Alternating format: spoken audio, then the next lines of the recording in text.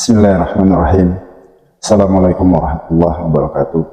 Alhamdulillahilladzi hadana lihada wa ma kunna linahtadiya laula an hadanallah. Asyhadu an la ilaha illallah wahdahu la syarika lah wa asyhadu anna Muhammadan abduhu wa rasuluhu wa habibuh. Allahumma shalli wa sallim wa barik alaihi wa ala alihi wa sahbihi ajmain, amma ba'du. Wa ya ibadallah, usikum wa iyaya bittaqwallah qad fazal muttaqun. Wa qala ta'ala fi Qur'anil Karim, ya ayyuhalladzina amanu taqullaha haqqa tuqatih wa la tamutunna illa wa antum muslimun. Shadaqallahul azim. Saudara-saudaraku muslimin dan muslimat di seluruh tanah air, semoga kita semua selalu dalam lindungan Allah Subhanahu wa taala, selalu mendapatkan rahmat dari Allah Subhanahu wa taala. Wabil khusus saudara-saudara muslim kita yang berada di Gaza, Palestina, semoga Allah selalu memberikan ketabahan, kekuatan, kemudahan-kemudahan, dan juga pertolongan Allah kepada saudara-saudara kita di sana. Amin, Allahumma amin. Memang jadi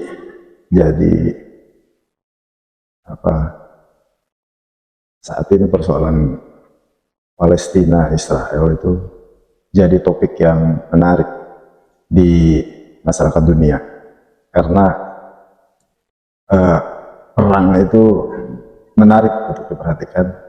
Ada yang empati terhadap keadaan korban-korban perang, ada yang juga gemes terhadap pelaku-pelaku pemboman. Ya, akibat perang itu pasti berdampak kepada situasi wilayah setempat dan situasi internasional, khususnya negara-negara tetangga, apalagi terkait dengan mayoritas muslim dunia yang melihat saudara muslimnya secara minoritas digempur habis-habisan oleh Israel. Untuk sebuah cerita itu memang menarik untuk diperhatikan. Soalnya adalah kita sebagai bagian dari umat Islam muslim yang kita tahu persoalan Palestina Israel itu sudah belasan tahun terjadi. Sekilas kita lihat itu terkait dengan perebutan wilayah yang Israel mengklaim itu sebagai wilayahnya, Palestina mengklaim itu sebagai wilayah nenek moyangnya. Jadi tidak akan berkesudahan persoalan itu sampai, menurut keyakinan kami sebagai seorang muslim, sampai nanti datangnya Imam Mahdi sebagai mujahid yang dipercaya oleh seluruh umat Islam untuk memimpin peperangan besar nanti.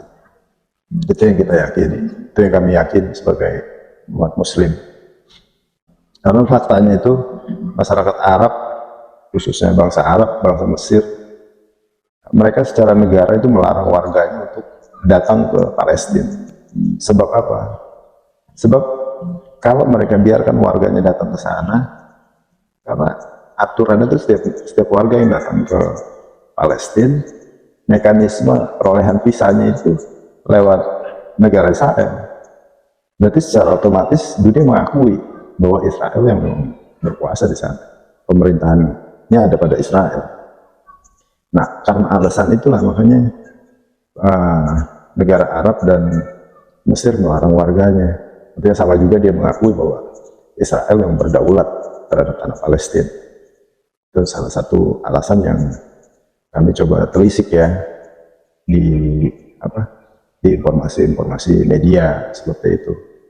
Jadi tidak berarti bahwa tidak peduli itu, kan termasuk negara tetangga Mesir, Arab dengan Palestina itu. Tapi ya karena alasan itulah dilarang warganya untuk datang ke Palestina. Tapi soal kepedulian kita juga kan tidak harus datang. Ada donasi-donasi yang banyak dibuka oleh lembaga-lembaga sosial, oleh organisasi-organisasi kemanusiaan, itu banyak donasi dibuka. Kita bisa membuktikan kepedulian kita lewat itu. Bisa juga kita memviralkan kondisi Palestina ini lewat sumber daya kita, lewat kajian-kajian jika itu ada, kita bahas soal itu supaya ini jadi perhatian dunia sebenarnya. Nah, itu juga satu bentuk kepedulian. Yang paling dahsyat adalah ya senjata orang muslim, apalagi kalau bukan doa. Maka doa di tiap waktu, ya kunut nazilah lah kita sampaikan di setiap kesempatan kita setelah sholat atau dalam waktu sholat, untuk mendoakan saudara-saudara kita di sana supaya diberikan ketabahan, keringanan atas segala penderitaannya. Yang miris itu kan anak-anak kecil itu. Ya, semoga Allah mengangkat semua ketakutan di dalam dada saudara-saudara kita, anak kecil itu. Karena faktanya itu masyarakat Arab, khususnya bangsa Arab, bangsa Mesir, mereka secara negara itu melarang warganya untuk datang ke Palestina. Sebab apa? Sebab kalau mereka biarkan warganya datang ke sana, karena aturan itu setiap warga yang datang ke Palestina, mekanisme perolehan visanya itu lewat negara Israel. Berarti secara otomatis dunia mengakui bahwa Israel yang berkuasa di sana. Pemerintahannya ada pada Israel. Nah, karena alasan itulah makanya negara Arab dan Mesir melarang warganya. Artinya sama juga dia mengakui bahwa Israel yang berdaulat terhadap tanah Palestina. Itu salah satu alasan yang kami coba telisik ya di informasi-informasi media seperti itu. Jadi tidak berarti bahwa tidak peduli itu, kan termasuk negara tetangga Mesir, Arab dengan Palestina itu. Tapi ya karena alasan itulah dilarang warganya untuk datang ke Palestina. Tapi soal kepedulian kita juga kan tidak harus datang. Ada donasi-donasi yang banyak dibuka oleh lembaga-lembaga sosial, oleh organisasi-organisasi kemanusiaan, itu banyak donasi dibuka. Kita bisa membuktikan kepedulian kita lewat itu. Bisa juga kita memviralkan kondisi Palestina ini lewat sumber daya kita, lewat kajian-kajian jika itu ada, kita bahas soal itu supaya ini jadi perhatian dunia sebenarnya. Nah, itu juga satu bentuk kepedulian. Yang paling dahsyat adalah ya senjata orang muslim, apalagi kalau bukan doa. Maka doa di tiap waktu, ya kunut nazilah lah kita sampaikan di setiap kesempatan kita setelah sholat atau dalam waktu sholat, untuk mendoakan saudara-saudara kita di sana supaya diberikan ketabahan, keringanan atas segala penderitaannya. Yang miris itu kan anak-anak kecil itu. Ya, semoga Allah mengangkat semua ketakutan di dalam dada saudara-saudara kita, anak kecil itu. Al-Quran itu tidak hanya kitab biasa, tapi Al-Quran itu mengungkap sebuah cerita untuk diambil hikmahnya, memberikan pedoman, petunjuk kepada kita dalam menjalankan aktivitas kehidupan, aktivitas beribadah. Ada syariat-syariat, ada ayat-ayat ahkam, ayat-ayat hukum, ada ayat-ayat mutasyabihat yang tidak bisa ditakwil sembarangan.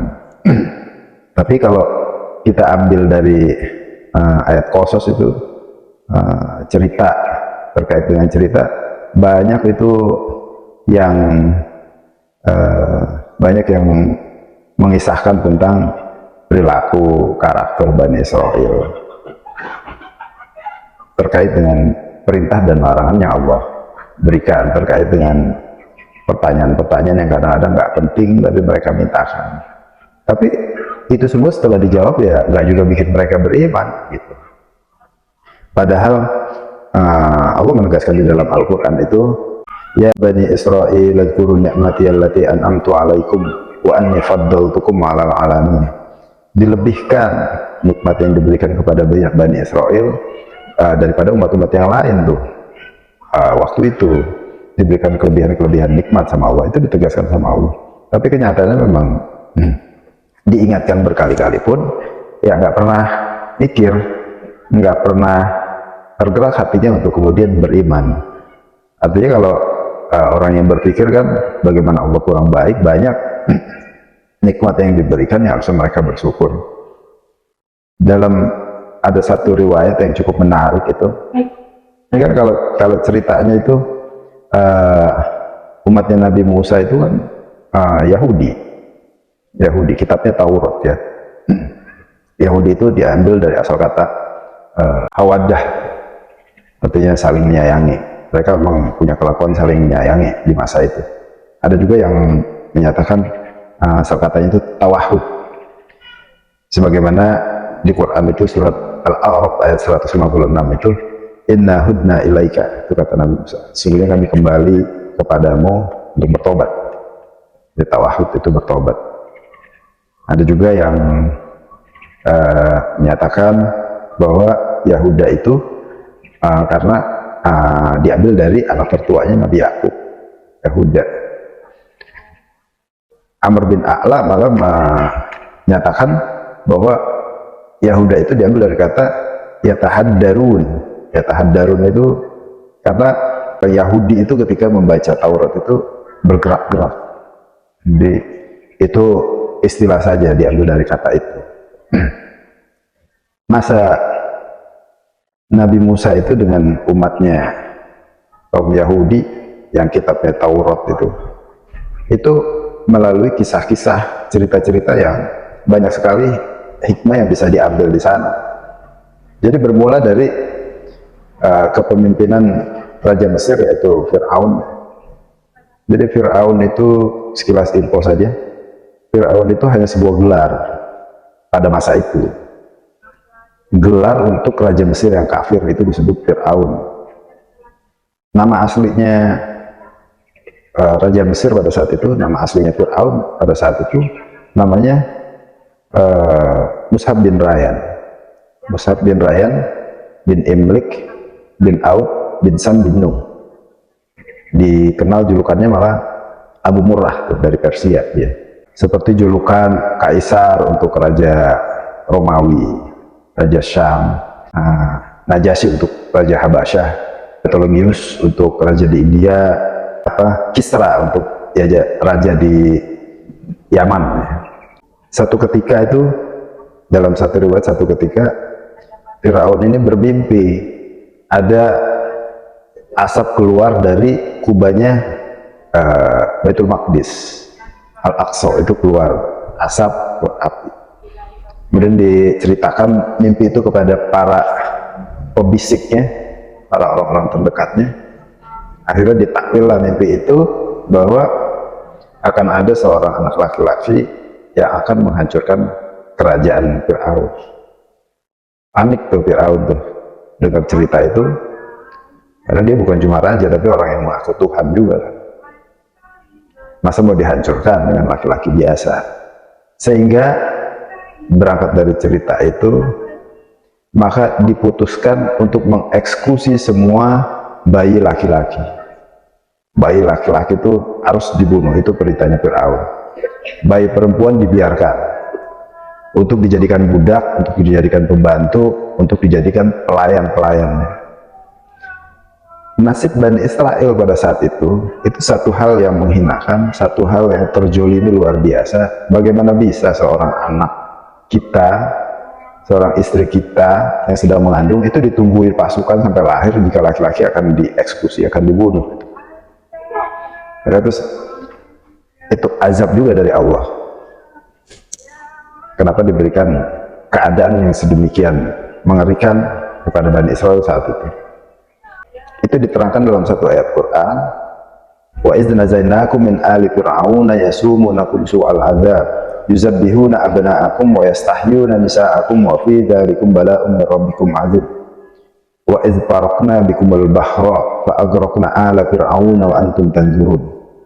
Gitu. Maka diingatkan tuh. Ingat nggak kalian ketika Fir'aun membunuh anak laki-laki dan membiarkan anak perempuan itu hidup? Ingat nggak ketika kalian dikejar oleh pasukan Fir'aun sehingga Nabi Musa diperintahkan memukulkan tongkatnya dan Fir'aun bersama pasukannya ditenggelamkan dalam laut itu. Wa antum tanzurun. Dan kalian menyaksikan kejadian itu. Sekarang makna dari kejadian itu artinya bahwa Allah itu maha kuasa. Allah itu zat yang ada. Allah itu mengutus Nabi Musa sebagai Rasul agar kamu beriman, disampaikan ayat-ayat Allah, disampaikan keberadaan Allah, disampaikan hukum-hukum Allah, dan ditujukan mujizat-mujizat kepada melalui para Nabi itu. Tapi sama, ketika itu terjadi, ketika sudah terselamatkan mereka dari kejaran Fir'aun itu, mereka tetap tidak beriman. Ini karakter pertama dari sebuah ujian ke pertolongan. Itu kan pertolongan, sehingga mereka keluar dari ujian karena hancurnya kerajaan Fir'aun lewat terbelahnya laut itu. Itu jika diambil hikmah yang pertama dari satu kejadian. Tapi itu pun mereka tetap tidak mau beriman loh. Mereka minta bahwa katanya, kata Bani Israel, kata umatnya Nabi Musa ini, ya Musa, aku tidak akan beriman sebelum aku melihat Tuhanmu secara nyata. Jika aku sudah melihat secara nyata, maka kami semua akan beriman. Yang terjadi apa? Ketika permintaan itu coba dimunajatkan oleh Nabi Musa, maka tersambar petir semua, disambar petir semua dan mati semuanya. Setelah mati dibangkitkan kembali tuh orang-orang itu, kaumnya Nabi Musa dibangkitkan kembali satu-satu. Dan ketika mati pun dalam satu cerita itu matinya satu-satu, beberapa orang, sehingga yang satu melihat kejadian yang satu. Jadi si Fulan meninggal kesambar, dia tahu. Nah, dia juga kesambar, ada yang tahu juga. Begitupun ketika dibangkitkan itu satu persatu bangun semua. Nah, kenapa dibangkitkan lagi setelah kematian itu? Ya supaya mereka juga bersyukur. Menunjukkan bahwa Allah itu maha kuasa atas segala sesuatu. Tapi jangan lebay, minta pakai pengen ketemu Tuhan. Kan permintaan mereka itu tertuang dalam surat Al-Baqarah ayat 55, ayat 56 itu. Wa idz qultum ya Musa lan nu'mina laka hatta narallaha zahra fa akhadhatkumus sa'iqatu wa antum tanzurun summa ba'atsnakum min ba'di mautikum la'allakum tashkurun. Jadi ketika disambar petir itu, soikoh itu percikan api, soikoh menurut mufassir ya. Disambar petir, pada meninggal, dibangkitkan lagi, supaya dia bersyukur. Tapi ternyata dia nggak bersyukur tuh. Mereka nggak pernah bersyukur. Malah terus meminta yang macam-macam. Dalam satu kejadian itu mereka nggak tahan, katanya minta makanan, minta minuman. Maka diceritakan lagi tuh dalam ayat Quran tuh. Wa zallalna 'alaikumul ghamama wa anzalna 'alaikumul manna wa salwa. Jadi ketika mereka dalam perjalanan di padang pasir itu mengeluh kepanasan, dinaungi awan putih sehingga tidak berasa terik matahari saat itu. Kemudian diberikan makanan al-manna dan salwa. Al-manna itu menurut para mufassir, Ibnu Jarir, Qatadah, Ad-Dahak, itu ahli-ahli tafsir itu, Ibnu Abbas. Al-manna itu adalah madu yang diturunkan di atas pohon jahe, yang mereka gampang untuk mengambilnya. Madu itu jika dia dicampur dengan air, dia akan menjadi minuman yang segar, tapi itu sejenis madu dia. Salwa itu sejenis burung puyuh, burung yang banyak dagingnya, burung yang ketika dimakan itu mengenyangkan. Dan dalam tafsir itu makanan keduanya dari surga, yang mereka nggak perlu susah payah untuk dapetinnya. Burung itu tiap hari Sabtu datang, mereka bisa ambil dengan gampang, mereka bisa masak. Itu. Dan mana al-manna itu, makanan al-manna itu sejenis manisan itu juga bisa diambil dengan mudah. Ya tadi Allah memberikan sesuatu itu dengan gampang jika Allah menghendaki. Sesuatu yang mereka nggak duga-duga mereka nggak bisa dapetin, sesuatu yang sulit dengan gampang Allah berikan. Al-manna, al-salwa itu makanan dari surga yang sekarang kita nggak tahu ada atau tidak itu manna dan salwa itu. Karena kalau nangkep burung kan juga gak gampang, tapi Allah janjikan kepada mereka itu, dan Allah buktikan kepada mereka gampang dapetin burung itu. Setelah, nah ini satu hal yang menarik lagi, setelah dikasih makanan manna dan salwa itu, mereka bilang bosan dengan satu makanan itu aja. Pada Nabi Musa, Musa mintain makanan yang lain dong, jangan ini aja, kami nggak tahan hanya makan yang begini-begini aja. Maka Nabi Musa cukup geram tuh mendengar keluhan itu. Dalam satu ayat Quran itu dijelaskan, wa in qultum ya Musa lan nasbiru ala ta'amin wahidin fad'u lana rabbaka yukhrij lana mimma tunbitul ardh min baqliha wa qithaiha wa fumiha wa adasiha wa basaliha qala atastabdiluna alladhi huwa adna bil ladzi huwa khair. Itu kata Nabi Musa. Mereka ngeluh tuh, kata dengan satu makanan aja, mintain dong ke Tuhanmu itu sayur-sayuran, ketimun, kacang adas. Maka kata Nabi Musa, "Eh, ngapain kamu meminta sesuatu yang tidak lebih baik daripada mana dan salwa?" Itu kira-kira. Maka kata Nabi Musa, ihbitu misran fa inna lakum ma sa'altum. Kalau yang cuma begitu, cari aja di kotak tuh, banyak sayur-sayuran. Masa mau mengganti sesuatu yang lebih baik, sesuatu yang baik dengan sesuatu yang mudah didapatkan? Minta yang sulit-sulit sama Tuhanmu. Kira-kira itu yang disampaikan Nabi Musa. Dan itu nggak diturutin, karena itu memang ada, nggak perlu diminta. Mereka cari ada itu. Itu karena sifat lebaynya Bani Israel pada saat itu. Yang gampang aja dia minta, tapi yang jadi soal berimannya enggak. Itu sebenarnya banyak mintanya, banyak protesnya, banyak pembangkangannya, tapi beriman enggak. Ini kan maka ada satu hadis Nabi itu atas sikapnya Bani Israel, sikapnya orang-orang Yahudi pada saat itu disebut dengan al-kibru baturul haq wa qamtun nas. Jadi sombong, sifat sombong mereka itu sombong yang melampaui batas. Gitu. Sombong itu menolak kebenaran. Jadi itu satu ungkapan, satu kejadian-kejadian yang semuanya itu satu kebenaran yang mereka tolak. Nah itu sombong yang melampaui batas. Wa qamtun nas, dan merendahkan orang lain. Nabi Musa kurang apa mereka minta makanan? Nabi Musa berdoa, mereka diselamatkan dari kejaran Firaun karena Nabi Musa. Tapi tetap aja bahasa yang mereka ungkapkan itu, ya Musa, tolong mintakan kepada Tuhanmu. Beda dengan sahabat baginda Rasulullah SAW. Lalu bahasanya itu penuh kasih sayang kepada baginda Rasul. Ya Rasulullah, ya baginda Rasul, ya Nabiullah, dan nggak pernah minta makanan. Dalam keadaan perang sekalipun nggak pernah minta makanan. Baginda Rasul juga paham, tahu kebutuhan tiap umatnya kan. Ketika makanan kurang, ya baginda Rasul berdoa sehingga makanan tertumpuk itu. Kekurangan air, baginda Rasul berdoa sehingga bisa bawa bekal, tempatnya pun bisa minum, kan begitu kisahnya. Tapi nggak pernah lebay minta ini minta itu. Bahkan di tiap majelis Rasulullah itu, sahabat itu jarang yang tanya, justru Arab-Arab Badu yang sering nanya pada Nabi. Karena warga pegunungan lah Arab-Arab Badu itu, yang mohon maaf etikanya agak kurang, jadi berani. Tapi justru barokahnya dari pertanyaan-pertanyaan Arab Badu itulah sahabat terwakili. Nah, ada satu cerita kan ketika baginda Rasul menceritakan tentang hari kiamat, itu yang interupsi pertama ya Arab Badu. Iya baginda Rasul, engkau dari tadi menceritakan tentang hari kiamat. Kapan emang hari kiamat itu? Tapi Nabi di interupsi pertama Nabi nggak merespon, terus bercerita tentang hari kiamat. Akhirnya ketika si Badu itu nanya lagi hal yang sama, kapan ya Rasul kiamat itu? Nabi tanya balik, emang apa persiapanmu nanyain hari kiamat?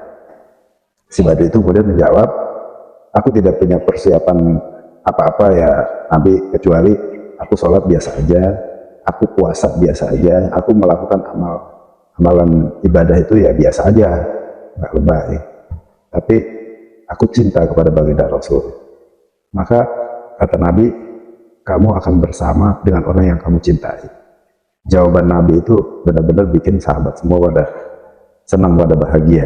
Artinya dengan berbekal cintanya kita bisa masuk surga. Kita bisa selamat di hari kiamat nanti. Nah itu sebenarnya cerita tentang perbedaan umatnya baginda Rasul dengan umatnya Nabi Musa. Banyak hal-hal yang tidak penting untuk ditanyakan oleh umat Yahudi ya, dan Israel kala itu ditanyain dan tidak merubah sedikit pun perilaku mereka. Karakter mereka nggak berubah, tetap tidak mau beriman. Malah setelah dikasih mana salwa, ini minumannya mana ini, hai Musa? Masa kami coba dikasih makanan, nggak dikasih minuman? Wa idhistasqa Musa liqaumihi faqul nadrib bi asaqal hajar fanfajarat min husnata asrata aina.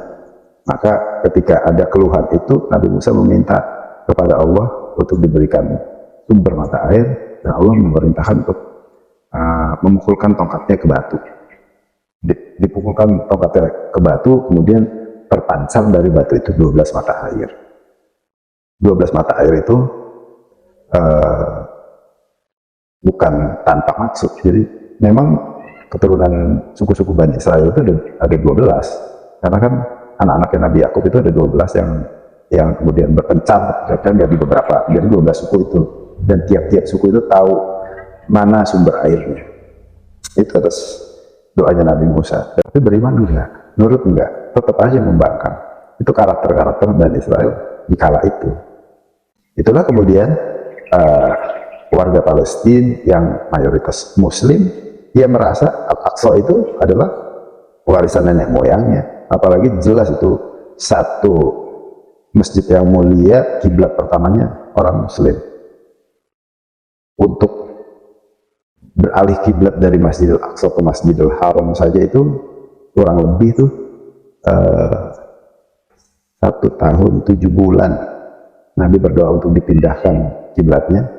Wa min haitsu kharajta fawalli satrul Masjidil Haram tuh, wa haitsu ma kuntum fawallu wujuhakum satrah, untuk dijadikan Masjidil Haram sebagai kiblat. Jadi bagaimana bisa warga Muslim yang ada di Palestina membiarkan masjid yang mulia itu dikuasai oleh bangsa Israel yang mayoritas beragama Yahudi dan Nasrani? Karena itu masjid tempat ibadahnya orang Islam kan, bagaimana dia menguasai itu? Satu-satunya hal yang menguatkan mentalnya Muslim di Palestina adalah Al-Aqsa. Nah, sehingga yang terjadi informasi, wacana, isu-isu yang terjadi adalah ini konflik agama, ini perebutan wilayah. Enggak, ini soal keimanan, ini soal mempertahankan Al-Aqsa yang mulia di mata orang Muslim. Jadi kalau sudah kaitannya dengan iman, tidak ada tawar-menawar, harga mati itu. Bahkan kita pun tidak akan rela lah, yang jauh dari Palestina nggak akan rela kalau Al-Aqsa itu dikuasai oleh Israel. Bahwa tidak dapat dipungkiri rekam jejak digital itu, karena ini persoalan bermula dari adanya perumahan pengungsian Yahudi yang diinisiasi oleh PBB. 600.000 warga Yahudi dibuatkan rumah penampungan itu di wilayah Palestina. Kemudian setelah tumbuh berkembang, mereka berinisiasi untuk membangun satu negara, ya Israel sekarang ini. Itu asal konfliknya kan. Kekinian itu informasi yang berkembang adalah Israel berkenan untuk menjadikan Palestina sebuah negara yang maju dan aman.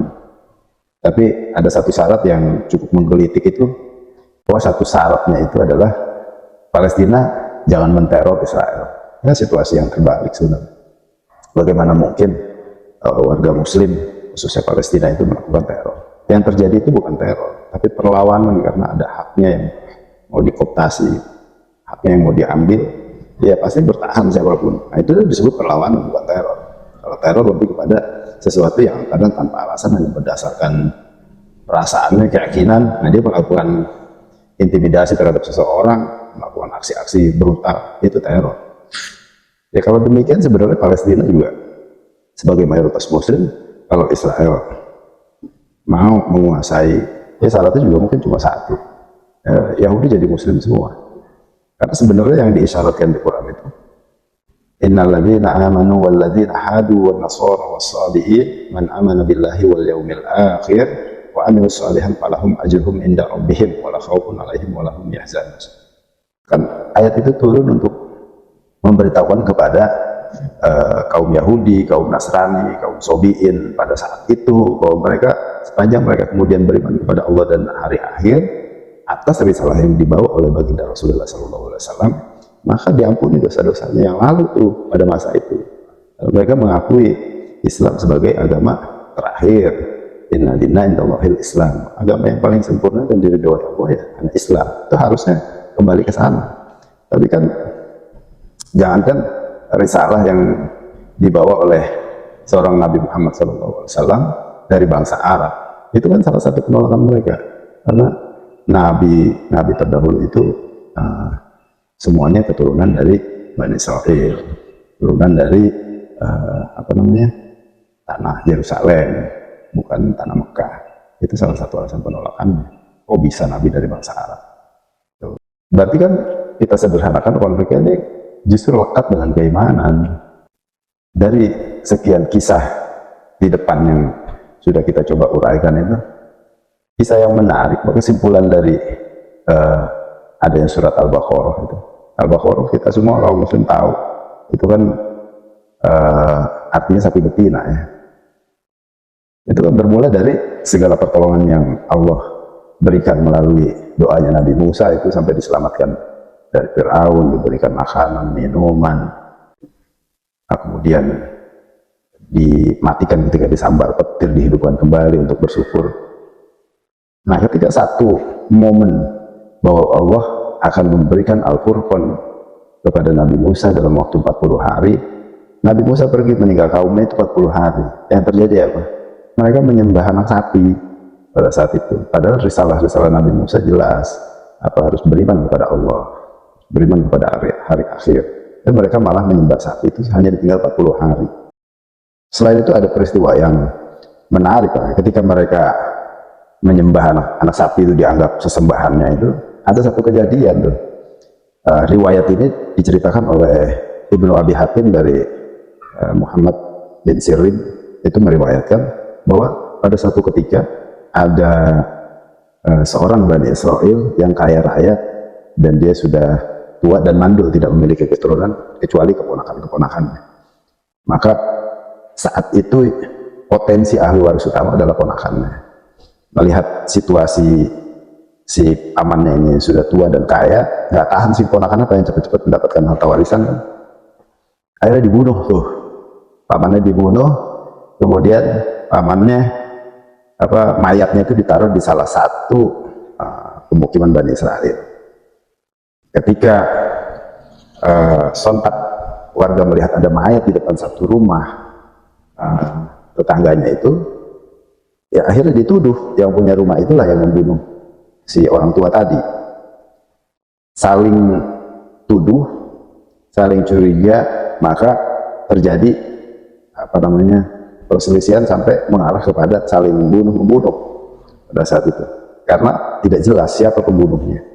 Tapi karena kebetulan mayat itu ada di depan rumah salah satu warga lah di Bani Israel itu, ya maka yang paling dekat tertuduh adalah dia. Tapi dia merasa tidak membunuh, ya saudara-saudaranya, warga-warga sekitar itu juga akhirnya berselisih paham dan mengarah kepada pertengkaran.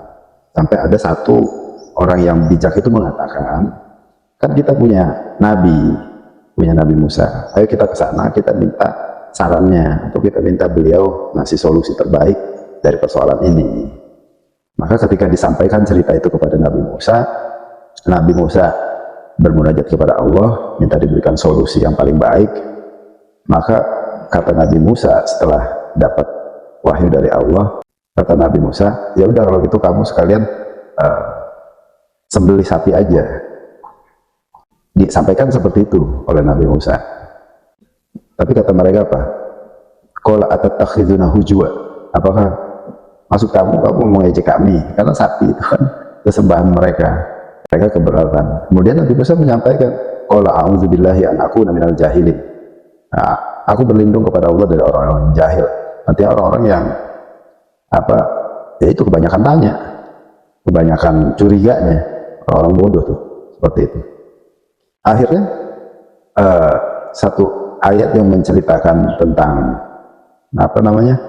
pertanyaan-pertanyaan yang justru bikin si kaum Yahudi ini ribet sendiri, Bani Israel ini ribet sendiri waktu itu. Maka penggalan ayatnya itu qalu ud'u lana rabbaka yubayyin lana ma hi qala innahu yaqulu innaha baqaratun la faridu wa la bikrun awan baina dzalik fa'alu ma tu'marun. Qalu ud'u lana rabbaka yubayyin lana ma launuha qala innahu yaqulu innaha baqaratun safra'u faqi'un launuha tasurru an-nazirin. Qalu ud'u lana rabbaka yubayyin lana ma hiya innal baqarata tashabaha 'alaina wa inna insya'allahu la muhtadun. Qala innahu yaqulu innaha baqaratun la dalulun tusiru al-ardha wa la tasqil harsa musallamatun la syiyata fiha. Qalu al-ana ji'ta bil haqq fazabahuha wa ma kadu yaf'alun. Nah, itu yang pertama, ya udah kalau gitu tanyain kepada Rabbmu ya Musa, itu sapinya kayak bagaimana? Maka Allah menurunkan firman bahwa sapinya itu tidak muda, tidak tua, yang pertengahan aja. Nah terus kata Bani Israel itu, yang pertengahan bagaimana, bentuknya seperti apa, warnanya apalah katanya gitu. Maka Allah menurunkan firman, warnanya kuning tua dan enak dipandang mata. Masih belum jelas ini bagaimana sih sapi yang dimaksud ini, sapi betina yang mau disembelih ini yang seperti apa. Akhirnya Allah turunkan lagi firman, bentuk sapinya itu yang sehat, dia tidak pernah dipakai untuk membajak dan dia tidak belang. Pertanyaan-pertanyaan tadi itu sebenarnya bikin ribet sendiri. Kalau saja mereka turut dengan perkataan Nabi Musa yang pertama, bahwa kalian diperintahkan menyembelih seekor sapi, itu selesai, nggak perlu nanya sapinya seperti apa, warnanya apa, perlu Allah juga jelasin itu, karena mereka bikin ribet, ya dibikin ribet lagi sama Allah. Akhirnya mereka mencari sapi yang dimaksud, warna kuning tua, sehat, usianya pertengahan, ketemu satu sapi yang itu hanya dimiliki satu orang tua yang dia tidak bermaksud menjual sapinya. Kalaupun mau dibeli, maka harganya itu dengan emas sebanyak kulit sapi itu. Singkat cerita, sapi itu jadi dibeli dan hampir saja itu Bani Israel mengumumkan niat untuk menyembelih. Tapi kemudian sapi itu dibeli dan disembelih, kemudian sapi itu dipukulkan kepada si mayit. Potongan sapi dipukulkan kepada si mayit dan bangun si mayit itu. Akhirnya ditanya sama warga, siapa yang membunuh engkau? Ya disampaikan oleh si mayit itu yang bangun bahwa yang membunuh adalah keponakannya itu. Kemudian mati lagi tuh si mayit itu. Maka dieksekusilah si ponakan itu dan dia tidak akan mendapatkan harta warisan pamannya sepeser pun. Itu jadi hukum sekarang, bahwa setiap pembunuh pewaris itu tidak akan mendapatkan harta warisan. Nah, hikmah dari cerita itu adalah, ini harus saya viral ini ceritain, karena kita sering baca surat Al-Baqarah, kita sebagai muslim sering dengar surat Al-Baqarah, tapi ini menunjukkan satu isyarat bahwa betapa kritisnya orang Bani Israel. Karakter itu, ya dari awal karakternya banyak ya, kritis, terus nggak tahan dengan satu cobaan, banyak mintanya, banyak ngetesnya, udah dibuktiin tapi apa, tetap mereka tidak beriman.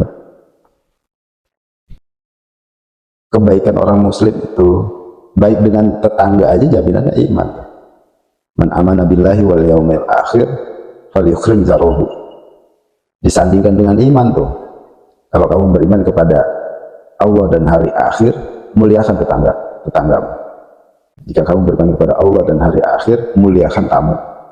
Bahkan berbicara yang baik kalau tidak bisa diam. Itu disandingkan dengan iman.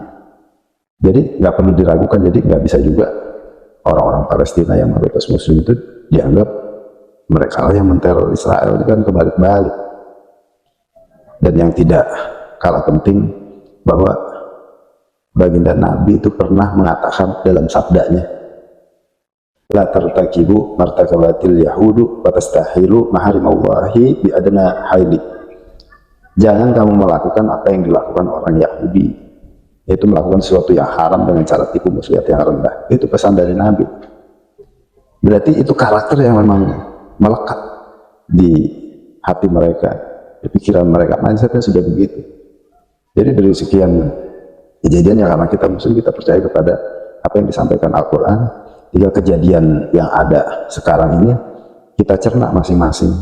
Kita sebagai sesama muslim hanya bisa mendoakan semoga Allah senantiasa memberikan ketabahan kepada saudara-saudara kita di Palestina, memberikan kekuatan, diberikan pertolongan oleh Allah, dan kita yakin bahwa muslim pasti berjaya di satu saat nanti. Itu sudah janji Nabi, sudah janji Allah. Ini persoalan waktu saja. Ya semoga perjuangan saudara-saudara muslim kita di Palestina itu mendapatkan pahala syahid sebagai mujahid-mujahid, dan insya Allah jannah hadiahnya yang tidak ada lagi bandingannya dengan keadaan di dunia sekarang. Segala yang saya sampaikan mungkin ada kesalahan, mungkin ada kekeliruan, hanya Allah yang maha tahu segala sesuatunya. Wallahu a'lam bishawab. Assalamualaikum warahmatullahi wabarakatuh.